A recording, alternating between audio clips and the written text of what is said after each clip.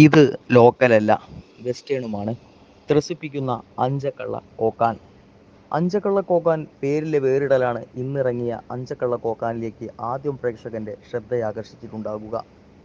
പഴമ പ്രതിഫലിപ്പിക്കുന്ന ആ പുതുമ ചിത്രത്തിന്റെ പേരിൽ മാത്രമല്ല, കാഴ്ചയിലും കേൾവിയിലും ഉടനീളം നിറയുന്നതാണ്.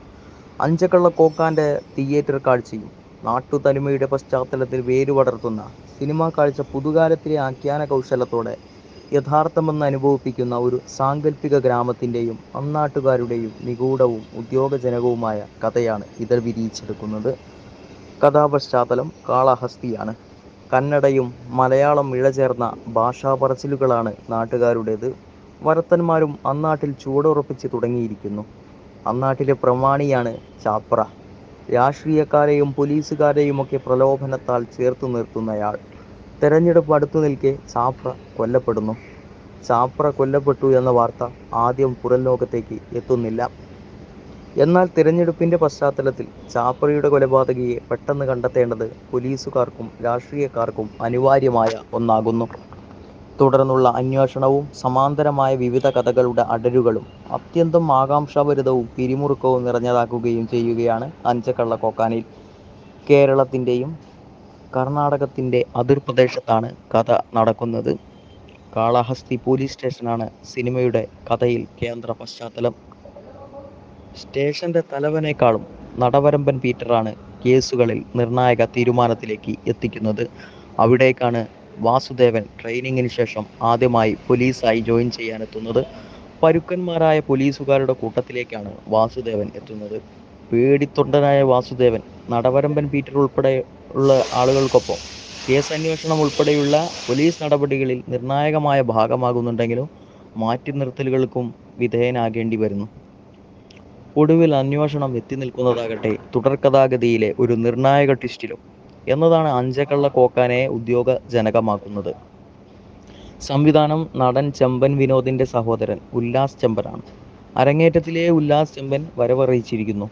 ആഖ്യാനത്തിലെ ചടുലതയും കൗശലവും മാത്രമല്ല, കഥാ അവതരണത്തിലെ വിശ്വസനീയതയും ലാളിത്യമെങ്കിലും ഗൗരവമാർന്ന സമീപനവുമെല്ലാം ഉല്ലാസ് ചെമ്പനെ അഞ്ചക്കള്ള കോക്കാനിലൂടെ ഭാവിയിലും പ്രതീക്ഷയെ അർപ്പിക്കാവുന്ന സംവിധായകനായി മാറ്റിയിരിക്കുന്നു. കേരളത്തിന്റെ വേരുകളിൽ നിന്നുള്ള കഥ സിനിമയാക്കുമ്പോഴും പുതുമ അനുഭവിപ്പിക്കാനാകുന്നു എന്നതാണ് ഉല്ലാസ് ചെമ്പന്റെ ആഖ്യാനത്തിലെ പ്രധാന പ്രത്യേകതയും. തിരക്കഥ എഴുതിയിരിക്കുന്നതും ഉല്ലാസ് ചെമ്പനാണ്. നാടോടി കലാരൂപമായ പൊറാട്ട് നാടകമാണ് കഥയുടെ അടിസ്ഥാന തന്തുവായി ഉല്ലാസ് ചെമ്പൻ സ്വീകരിച്ചിരിക്കുന്നത്. പണ്ട് കുട്ടികളെ പേടിപ്പിക്കാൻ അഞ്ചക്കള്ള കോക്കാൻ കഥാപാത്രത്തെ മുതിർന്നവർ ഉപയോഗിക്കാറുണ്ട്. സിനിമയിലും അതാണ് സ്വീകരിച്ചിരിക്കുന്നത്. കേരളത്തിൽ പാലക്കാട്ടെ പാണ സമുദായക്കാരുടെ കഥാ അവതരണമാണ് പൊറാട്ട് നാടകം എന്ന പേരിലുള്ള നാടോടി രംഗകലയായി വിശേഷിപ്പിക്കപ്പെടുന്നത്. പൊറാട്ട് നാടകം സമർത്ഥമായി സന്നിവേശിപ്പിക്കുമ്പോൾ അഞ്ചക്കള്ള കോക്കാൻ സിനിമ സ്വത്വരാഷ്ട്രീയത്തെ പ്രതിനിധാനം ചെയ്യുന്നത് പാണ സമുദായത്തിൽ നിന്നുള്ള വാസുദേവൻ എന്ന കഥാപാത്രം നിർണായകമായുണ്ട് എന്നുകൊണ്ട് മാത്രമല്ല, കഥയുടെ വിവിധ അടരുകളിൽ നേർത്ത ചരടിലെന്ന പോലെ ആകെയും നിറയുന്നു എന്നതിനാലാണ്. കഥയിൽ വേരുറപ്പിക്കുമ്പോഴും പാശ്ചാത്യ സിനിമകളുടെ അവതരണ ശൈലി തെല്ലൊന്ന് പിന്തുടരുകയും ചെയ്യുന്നുണ്ട്. അഞ്ചക്കള്ള കോക്കാൻ ആഖ്യാനത്തിലും തിരക്കഥയിലും രംഗസന്നിവേശങ്ങളിലും. അഞ്ചക്കള്ള കോക്കാനിൽ നിറഞ്ഞാടുന്നത് ചെമ്പൻ വിനോദാണ്. വിവിധ തലങ്ങളുള്ള നടവരമ്പൻ പീറ്റർ എന്ന കഥാപാത്രത്തിന്റെ മാനസികവും ശാരീരികവുമായ രൂപഭാവങ്ങളിലേക്ക് ചെമ്പൻ വിനോദ് തന്നെ അനായാസേന ചേർത്തിരിക്കുന്നു. ശബ്ദകോശങ്ങളുള്ള ഒരു നായക കഥാപാത്രമല്ലാഞ്ഞിട്ടും സിനിമയിൽ ലുക്മാൻ ഒരു നടൻ എന്ന നിലയിൽ നിർണായകമാകുന്നത് പേടിത്തൊണ്ടനായ വാസുദേവനായി പക്വതയാർന്ന സ്വാഭാവിക പ്രകടനത്തിലൂടെയാണ്.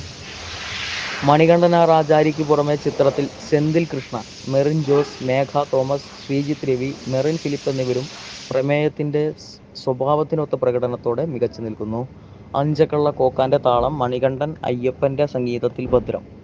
ഒരു ഇൻവെസ്റ്റിഗേറ്റീവ് റിവെഞ്ച് റോണർ സിനിമയിൽ നാടോടി സംസ്കാരത്തിന്റെ തനിമയും പാശ്ചാത്യ ശൈലിയുടെ ഇഴുകിച്ചേരലുമെല്ലാം ത്രില്ലിംഗ് ആയും കഥ പറച്ചിലിന്റെ അടിവരയിടലായും അനുഭവവേദ്യമാക്കുന്നതിന്റെ മണികണ്ഠൻ അയ്യപ്പന്റെ പശ്ചാത്തല സംഗീതം നിർണായക പങ്ക് വഹിച്ചിട്ടുണ്ട്.